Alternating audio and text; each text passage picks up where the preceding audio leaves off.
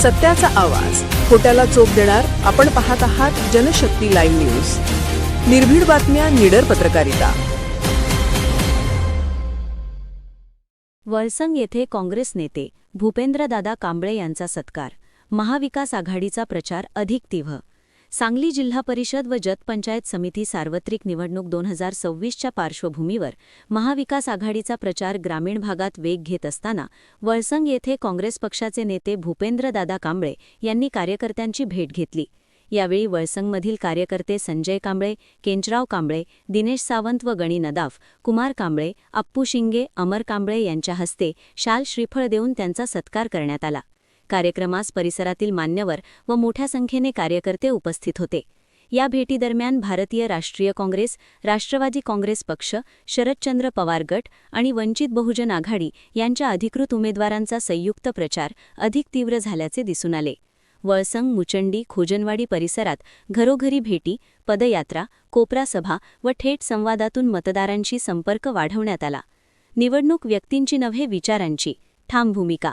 मुचंडी पंचायत समिती गणाच्या उमेदवार सौ अश्विनी राजकुमार मोरे यांनी प्रचारादरम्यान स्पष्ट केले की ही निवडणूक सत्तेसाठी नव्हे तर जबाबदारीसाठी आहे. समाजातील शेवटच्या घटकापर्यंत न्याय पोहोचवणे हा माझा संकल्प आहे. शिक्षण व आरोग्य या मूलभूत प्रश्नांकडे झालेले दुर्लक्ष दूर करून शासकीय योजनांचा प्रत्यक्ष लाभ प्रत्येक कुटुंबापर्यंत पोहोचवण्यावर त्यांनी भर दिला. घरोघरी भेटी, महिलांशी थेट संवाद.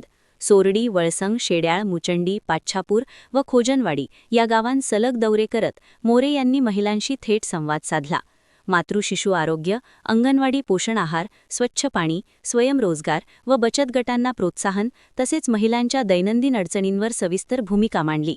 योजना कागदावर नव्हे तर लाभार्थ्यांपर्यंत हा संदेश प्रचाराचा केंद्रबिंदू ठरला.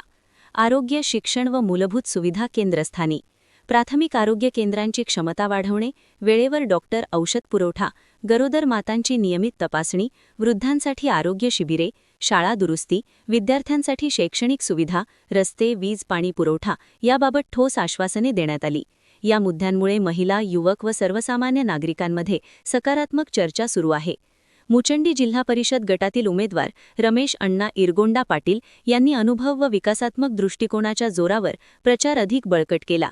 ग्रामीण रस्ते, पाणीपुरवठा, शेतीपूरक सुविधा, शेतकरी प्रश्न व रोजगार संधी यांवर त्यांनी भर दिला असून युवक व शेतकरी वर्गाचा त्यांना चांगला प्रतिसाद मिळत आहे.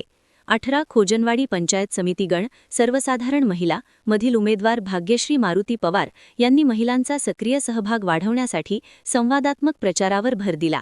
स्वयंसहायता गट, आरोग्य, पोषण, पाणी व स्वच्छता तसेच रोजगाराभिमुख उपक्रमांबाबत त्यांनी स्पष्ट भूमिका मांडली.